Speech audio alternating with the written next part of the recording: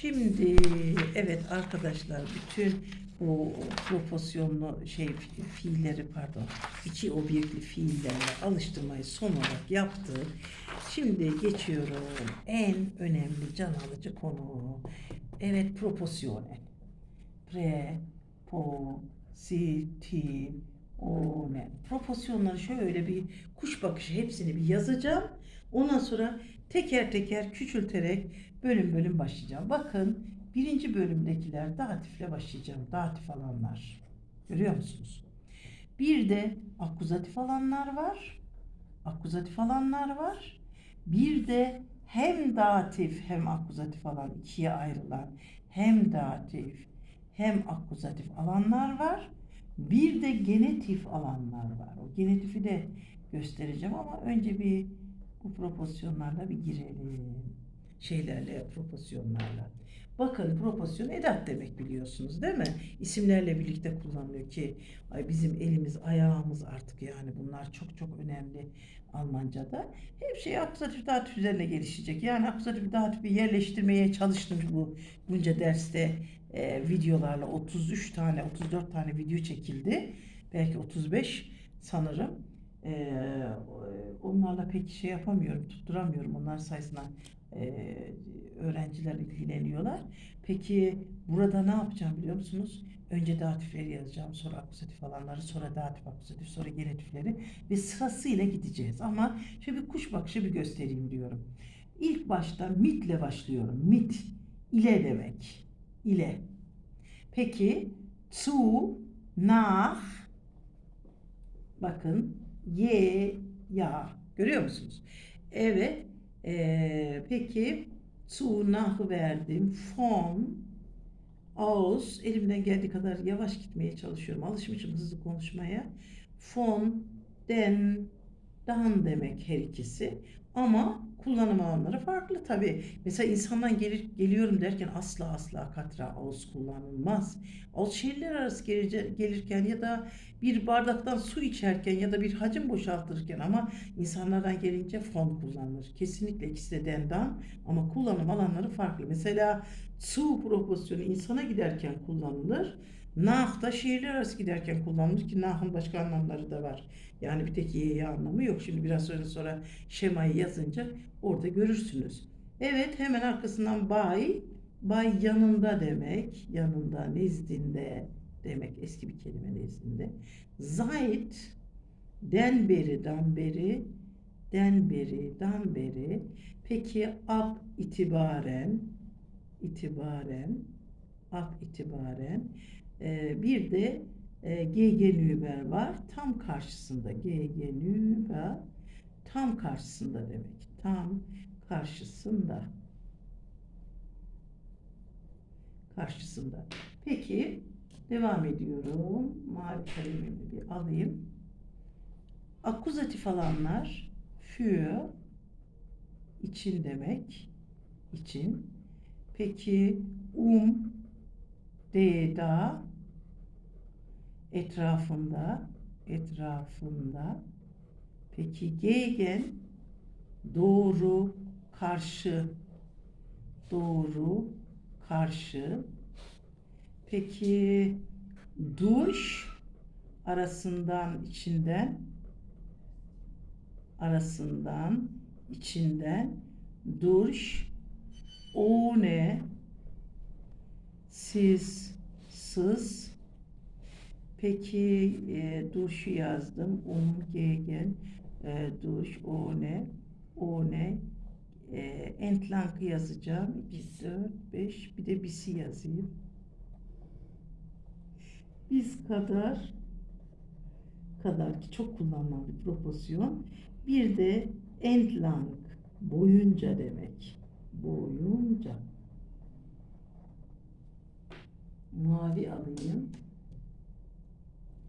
Ya da yeşil alayım. Şu maviyi de koyayım hazır. Mavi yanında. Yeşil olsun, ondan sonra. Datif akuzatif alanlar ne biliyor musunuz? İn. Akuzatif de içine, datif de içinde. Bakın, burada wo sorusunda datif alıyor. Wohin sorusunda akuzatif alıyor. Bunları hemen öyle bir geçeceğim üstüne. Çünkü şurayla başlamam lazım. Aslında şunları bir şöyle bir ayırt etsem çok daha güzel olacak. In, for ya da auf'la şey vereceğim. Auf'la Uber'i vereceğim. Auf ve Uber. Bakın Uber yüksek üzerinde. Auf değen üzerinde. Bakın şurası üzerine, bu üzerinde. Datif olunca üzerinde. Peki neben an bitişik olarak mesela duvara resim astığımızda değmiyor mu? Değme. Neben değmeden yanına akuzatif, yanında. Evet. Devam ediyorum. For önüne, kedi kapının önüne geliyor. Kedi kapının önünde uyuyor. Bakın stabilliğe bakar mısınız sol taraftaki datife? Peki kedi kapının arkasına geliyor. Arkasına. Peki kedi kapının arkasında uyuyor. Birisinde bir hareketsizlik var, öbüründe hinter dedim. Unter, unter altına. Kedi masanın altına geliyor. Kedi masanın altında uyuyor. Evet, 2, 4, 6 tamam. Zwischen kaldı.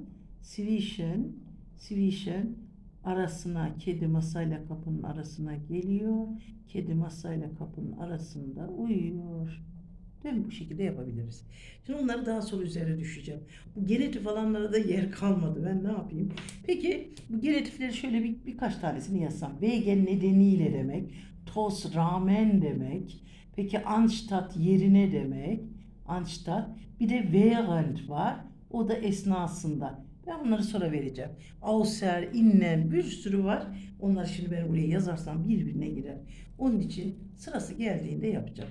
Peki ben bunu biraz şöyle uzatabilir miyim şöyle? Peki. Şöyle uzatabilsem. Çünkü buraya yazacağım. Hı hı. Oldu. Hı hı.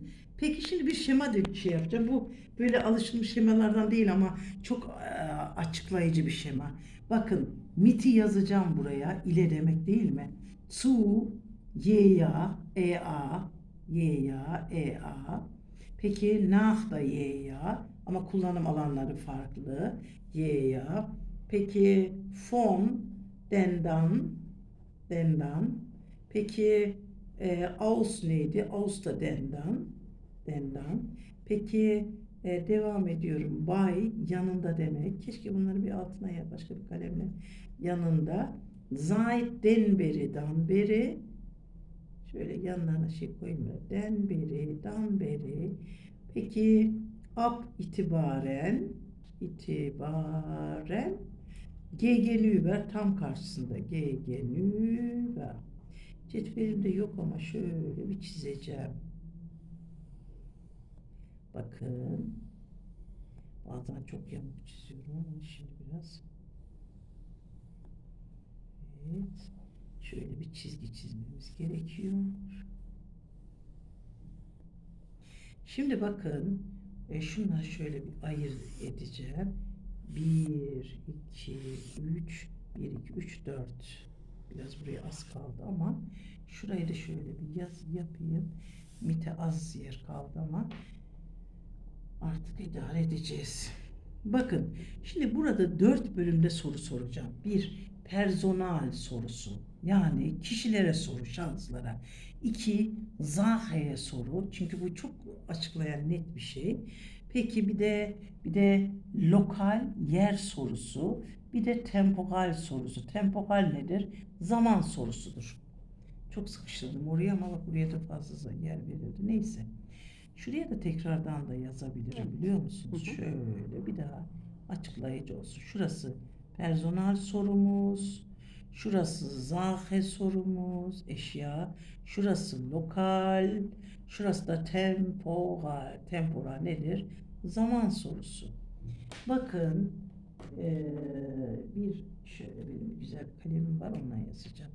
Bakın insana sorarken mit wem, kiminle, görüyor musunuz? Peki Sache womit, ne ile? Lokalde mit sorusu yok, temporalde yok. Peki Zu wem, kime gidiyorsun? Wozu, ne ile alakalı? Peki lokalde wohin? Su'da zamanlı soru sormuyorum. Şuraya şöyle koyalım. Peki nach wem, kime göre? Çünkü nach'ın göre anlamı var. Sonra anlamı var. Demek ki bir tane proporsiyonu, bir tane işlevi yok. Nach wem, kime göre? Evet. Wonach, neye göre? Nach'ın zaten asıl görevi wohin'dir. Nereye? Peki burada bir de zaman var dedim ya. Wann. Ne zaman gidiyorsun? Nach demezsen yemekten sonra. Oder nach einer Stunde. Peki kimden geliyorsun? Von wem? Evet. Neden bahsediyorsun? Wovon. Bir de dikkat ediyor musunuz? Bakın bunlar ayrı yazılmıyor. Şahıslar da ayrı yazılıyor soru yazarken. Oraya dikkat ediyoruz. Woher. Evet. İlk Almanca'ya başlarken bu soruları, bu şeyleri kullanıyorlar ama ben çok zor anlatıyorum onu. Peki von wann bis wann? Ne zamandan ne zamana kadar? Von wann bis wann? Ne zamandan ne zamana kadar? Görüyor musunuz? Ağustos insanda kesinlikle soru yok. Çünkü ciğerlerinden gelmek olur. Olmaz. Ağustos insanların o gelirken insanlarla ilgili sorulmaz. Peki Sache woraus? Bileziğin neden? Aus Gold değil mi? Ya da poşet neden? Tüte aus dem Nylon değil mi deriz? Peki woher nereden geliyor? Evet. Peki temporal de keine Frage. Bei wem? Kimin yanında konaklıyorsun? Kimin yanında kalıyorsun? Kimin yanında oturuyorsun? Wobei? Nerede? Nerede? Peki lokalde soru var mı? Wo? Nerede? Ve Frage yok. Seit wann? Bakın seit'in temporal sorusunu soracağım. Seit wann? Ne zamandan beri? Peki ab wann, ab wohin şöyle yapıyorum. Ab wohin.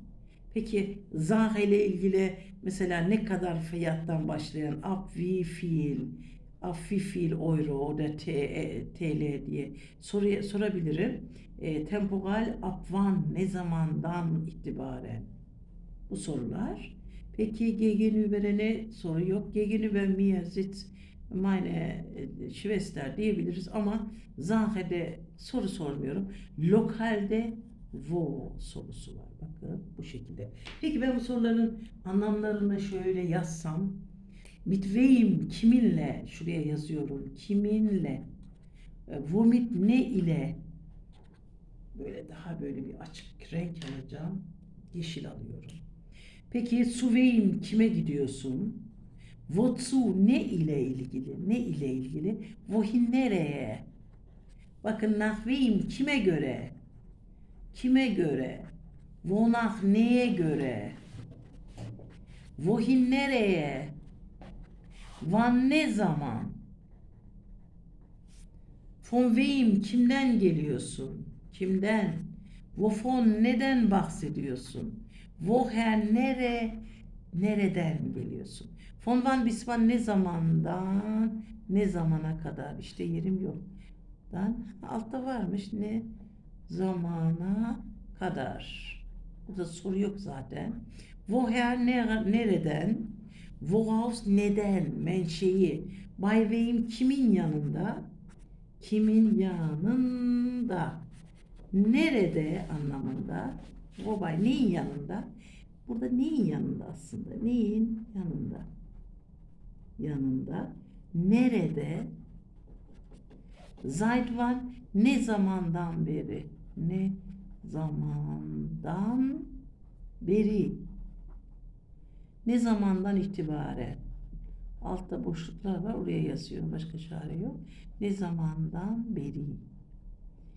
Ab wohin, nereden itibaren? Nereden itibaren? Nerede? Ab wie viel, kaç liradan başlıyor? Kaçtan başlıyor diyeyim. Lira demeyeyim de kaçtan başlayan? Başlayarak. diyelim. Başka yazmadım oldu mu soru? Evet, bu kadar. Bakın böyle bir soru silsilesi var. Yani bu şemaya insanlara persona ne soracaksın? Şurayı bir de yeşille mi gitsem? Kiminle? Ne ile? Evet. Şimdi mitle başlayacağım ve bütün proporsiyonları yavaş yavaş kullanacağım. Ama önce bir mitle başlayacağım. Ama mitle başlamadan önce bir şema daha çizmek istiyorum. Mitle başlamadan önce. İsterseniz o şemayı sonra da çizebilirim. Çizebilirim sonra. Bakın şu şemayı kolaylaştırmak için 3 tane size 3 tane bunu defalarca da yapacağım. Giderken ne, gelirken ne, oradayken ne, bakın bu lokal sorularda çok önemli. Giderken, gelirken, oradayken, orada iken. Bakın burada ne çok önemli biliyor musunuz? Şu gelirken soru kelimem woher, nereden geliyorsun? Kullandığım fiil kommen, gelmek, bazen G yerine kullanıyorlar. Kullandığım proposisyon aus la form'dur. Bu kadar basit. Giderken wohin, zu wem, o da kullanabilir. Kullanılan fiiller fahren, gehen, laufen, fliegen, anziehen, taşınmak, wohin. Peki burada kullanılan proporsiyonlar ne? Şehirler arası giderken nach. Su insana giderken ya da kapıya kadar giderken in proporsiyonu sonradan dahil olacak. Bakın auf proporsiyonu, yani bu toplu olarak konunun özeti bu. Peki oradayken soru kelimem wo. By whom de sorabilirim buraya. By whom kimin yanında? Değil mi? In proporsiyonu zu da olabilir. Auf da olabilir. By proporsiyonu. Stabiller bakın. Ve kullanılan fiiller ne biliyor musunuz? Bleiben, wohnen, evet, leben, en önemlisi sein fiili. Peki übernachten, geceyi geçirmek, übernachten, wohnen, sitzen, burada da stabil olan fiiller. Mesela yemeği nerede yiyorsun? Annemin yanında, ailemin yanında yiyorum derken essen kelimesini de kullanabilirim burada. Bakın bunlar bir soru kelimesi. Şuraya bir de zu wem desem, bakın buraya insandan gelirken von wem de diyebilirim. İnsana giderken zu wem de diyebilirim. Değil mi? İnsanın yanındayken by whom de diyebilirim. Yani bunlar çok çok detaylı olduğu için biraz daha böyle formüllü gidelim. Evet, şimdi ilk proporsiyonum olan mitle başlıyorum. Mit. Evet, gittikçe hepsini yavaş yavaş bir uzun seri olacak bu. Ondan sonra bu uzun bir seri olacak. Mit proporsiyonuna başlayabiliriz. Mit ile demek. Önce person veriyorum. Person'la sorarken mit wem, kiminle? Evet. Kiminle? Mit wem. Peki kullanacağım fiilleri yavaş yavaş bir yapalım, alalım. Sprechen fiiliyle başlayalım. Sprechen, reden, ikisi de konuşmak değil mi? Konuşmak. Sprechen fiilini şöyle bir kenarda bir çekeyim. Çünkü biraz bir fiil bu. Düzensiz bir fiil. Du sprichst, er, sie, es. Yeni başlayanlar için özellikle özen gösteriyorum ki bakın şu ikisi farklı çekiliyor. Ya da Almanca'ya şöyle hasbelkader başlamış olanlar için belki fazladan olacak ama onları ayırt edemiyoruz. Onları da yeni başlayanlar için de bunları çekmek durumundayım. R'den de hiçbir problem yok. R'den kurallı bir fiil. Şimdi geldik cümlelerimize. Evet. Ich spreche, yine örnek cümle kullanalım. Ich spreche mit dir. Seninle konuşuyorum. Ich spreche mit ihm. Onunla konuşuyorum. Ich spreche mit. Biz datifi bilmiyor muyuz? Bunların her türlü diyorum ya, atası, babası, dedesi, bütün sülalesi bu proporsiyonların datif alır efendim. Başka bir alternatif yok. Datif. Bunların hepsi datif alır. Yani burada dümdüz datifle gideceğim. Mit ihnen, mit euch. Evet. Şimdi artikel isimlere başlayalım. Bunlar zamir hepsi. Mit ihnen, mit şeyde, mit büyük ihnen zamirli de kullanabiliriz. Ich spreche mit meinem Vater. Çünkü meinem Vater. Bakın önceden ben size ne verdim? Spreche şuradaki fiil akuzatif alıyordu. Şimdi buradaki fiil hiçbir şekilde karışamaz bu tarafa. Şunun adı ne biliyor musunuz? Proporsiyonel objekt. Bir de açılımını yazayım. Propositional objektir bunun adı. Yani burada kesinlikle mitle şunun arasındadır bu. Bunun adı PO'dur. Buraya hiç karışmaz. Burası buraya karışmaz. Önünde, ismin önünde şunun adı proporsiyonel objekttir. Bununla beraber kullanılır. Başka türlü kullanılmaz. Devam ediyorum. Şöyle biraz çekeyim mi şunu? Evet. Evet. Bakın ich spreche devam ediyorum. Ich spreche mit, bakın özel isim vereceğim şimdi. Mit Herrn çünkü artikele değişiklik var. Herrn Mayer. Mit Herrn Mayer. Ich spreche mit Paula. Onun artikeli yok. Ich spreche mit Familie Steiner. Familie Steiner'le konuşuyorum. Artikel yok bakın burada. Ich spreche mit Frau Bauer. Frau Bauer'le konuşuyorum. Görüyor musunuz? Artikel kullanılmıyor burada. Ama diğerlerini kullanıyorum. Değil mi? Mit artikel ich spreche mit dem Direktor. Direktörle konuşuyorum. Şimdi burada gene plural şey yapacağım. Ich spreche mit meinen Geschwistern derken yine den plus en. Çünkü bir datif alır. Datif aldığı için mit meinen Eltern diyeyim. Orada yerim yok onun için böyle çok değiştiriyorum. Kusura bakmayın. Geschwister'in daha alana yazmam lazım. Evet. Şuradan başlayayım da. Ich spreche mit den Leuten, insanlarla konuşuyorum. Ich spreche mit dem Lehrerinnen. Bakın ich spreche mit den Kindern, çocuklarla konuşuyorum. Kindern. Ich spreche mit den Jungen. Ich spreche mit den Schülerinnen. Bakın burada ne var biliyor musunuz? Hem plural aldığım, bir daha hatırlatayım diye. Daha önce biz fiile bakıyorduk değil mi? Ama şimdi artık proporsiyonlara bakıyoruz. Bu proporsiyonlar datif aldığı için den plus en geliyor. Görüyor musunuz? Şurası da böyle. Mit den Eltern. İki defa yazmadım değil mi? Tamam. Şurası da nedir yine? Peki bunun zamiri ne? Mit ihnen. Bunları da vereceğim. Mit ihnendir zamiri. Görüyor musunuz? Burada mit ihnen. Şimdi birkaç alıştırma yapalım. Birkaç alıştırma yapsak buradan. Evet, şu alıştırma yapalım. Arbeitsblatt'ı bir bulalım, ondan sonra yapalım. Arbeitsblatt'ı bir alayım. Daha sonra biz beraber alıştırma yapalım. Evet. Alıştırma şeyle yapalım istersen. Burada buldum. Evet. Alıştırma. Bakın şurada biraz bekletim ama yapacak bir şey yok. Şurada. Evet, şöyle. Bir de bizim öbür alıştırmamız lazım.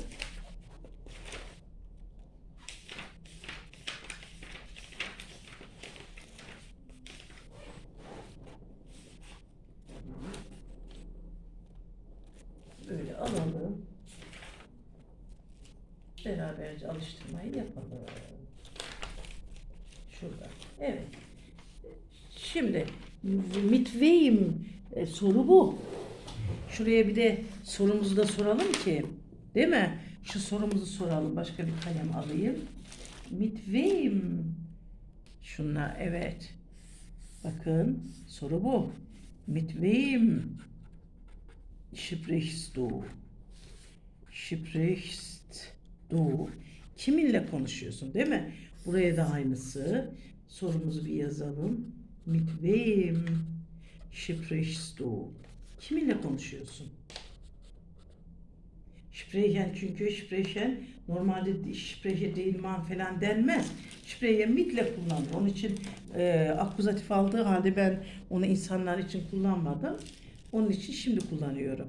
Bakın, mit wem sprichst du? Önce bir insanla olan, personla olanı bir bitirelim. Ondan sonra Sache geçeceğiz. Mit wem sprichst du? Ich spreche.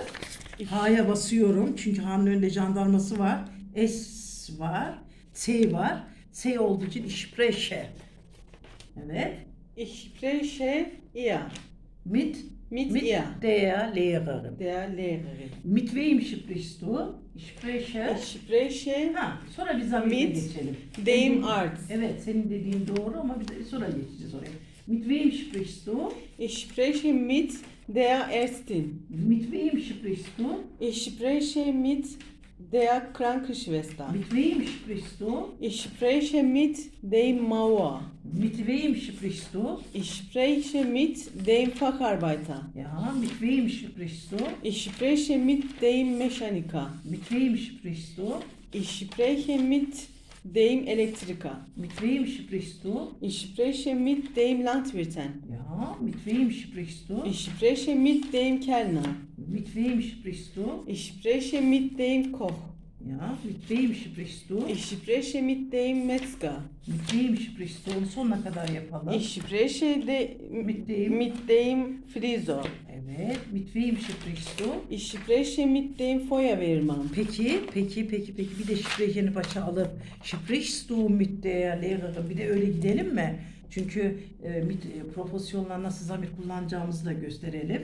Zamir kullanımına bir bakalım. Zamir kullanımı. Evet. Sprichst du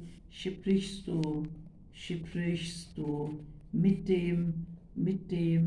dem Arzt, doktorla konuşuyor musun? Hemen dil hamallığı yapmıyoruz. Bakın gene aynı. Ne yapıyorum hemen? Eğer bu eşya olsaydı damit derdim. Onu da göstereceğim. Ama ya, ich spreche mit ihm. Bunu kullanıyorum. Eğer bayan olsaydı konuşacağımız sprichst du mit der Frau. Ja, ich spreche. İsterseniz bu vaktimizde kalmadı. Ich spreche mit ihr. Bunu yazayım. Daha sonra alıştırmalara dönelim. Bir de çoğul plural alayım bir de. Sprichst du mit deinen Eltern? Mit deinen Eltern yerine bakın, bunun yerine mit ihr aldım. Ya, ich spreche. Ha'ya basıyorum. Spreche mit ihnen. Zamir kullanımı da böyle. Arkadaşlar, biraz geniş tuttuğum için, şema yaptığım için bu dersimiz burada bitsin. Sonra biz devam edeceğiz yolumuza. Hepinize iyi günler diliyorum.